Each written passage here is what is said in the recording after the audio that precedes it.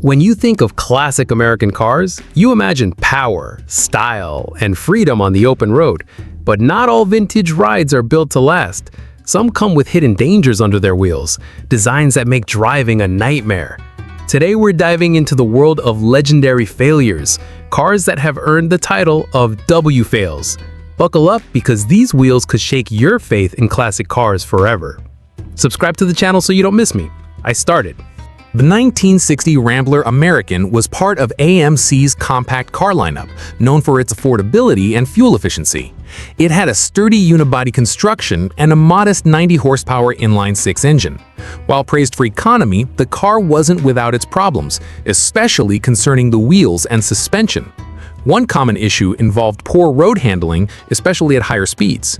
The Rambler American came with 13-inch wheels, which were relatively small, even by 1960 standards.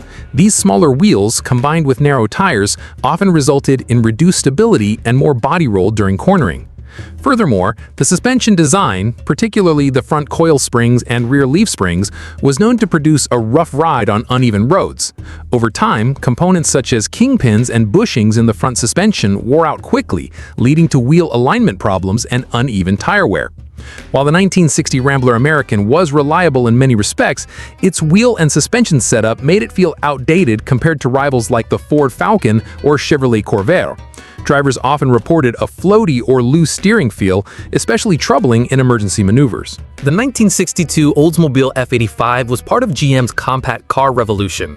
It featured a lightweight unibody and a cutting-edge aluminum V8 engine, making it both innovative and economical. But while the drivetrain received praise, the F85's wheel and suspension system had notable shortcomings. One major issue was its rear suspension geometry. The car used a 4-link rear setup with coil springs, which was relatively new at the time. However, it was prone to lateral instability, especially during hard cornering or when carrying a heavy load.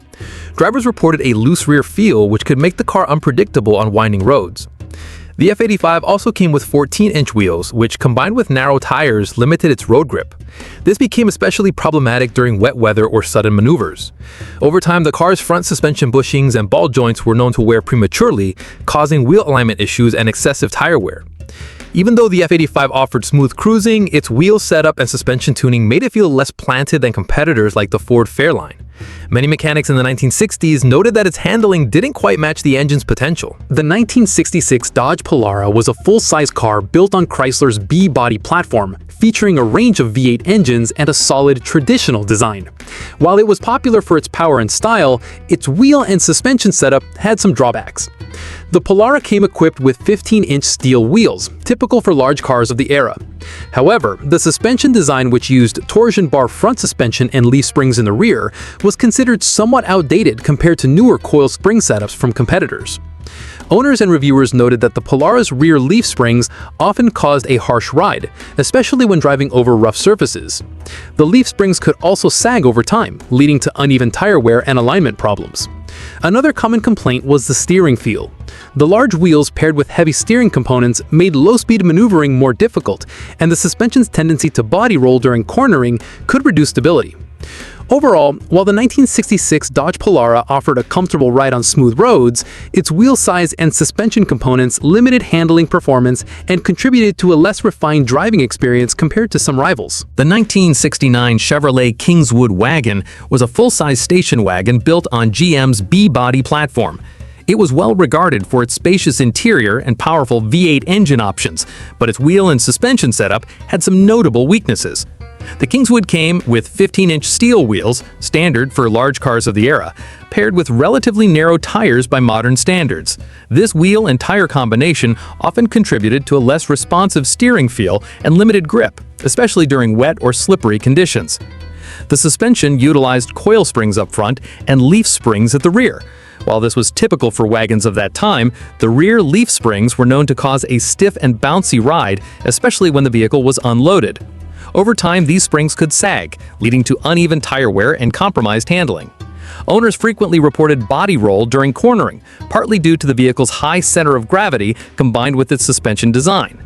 The Kingswood's relatively heavy curb weight further exacerbated these handling challenges, making precise control difficult in emergency maneuvers. In summary, while the 1969 Kingswood wagon excelled as a family hauler, its wheel and suspension setup limited its agility and contributed to a ride that could feel less refined compared to some competitors. The 1972 Dodge Demon was Dodge's compact muscle car, built on the Chrysler A-body platform. It offered a variety of engine options, including the powerful 340 cubic inch V8. While it was admired for its performance and style, the Demon had some notable wheel and suspension drawbacks. The Demon came with 14-inch wheels as standard, which were typical for compact cars but relatively small for a muscle car with powerful engines. These wheels were often paired with narrow tires, which limited traction, especially when accelerating hard or cornering aggressively.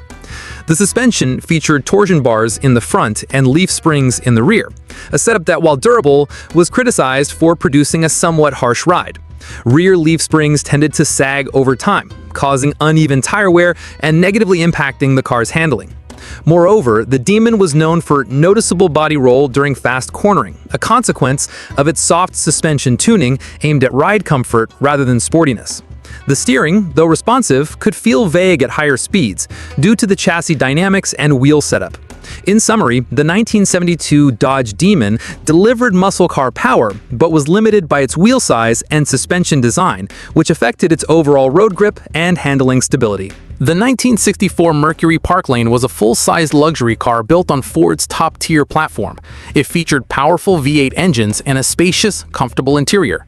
However, despite its premium status, the Parklane had some notable issues with its wheels and suspension. The car rode on 15-inch steel wheels, which were standard for large vehicles at the time. Paired with relatively narrow tires, this setup often resulted in limited road grip, especially under wet or slick conditions. Mercury employed a coil spring front suspension with leaf springs in the rear.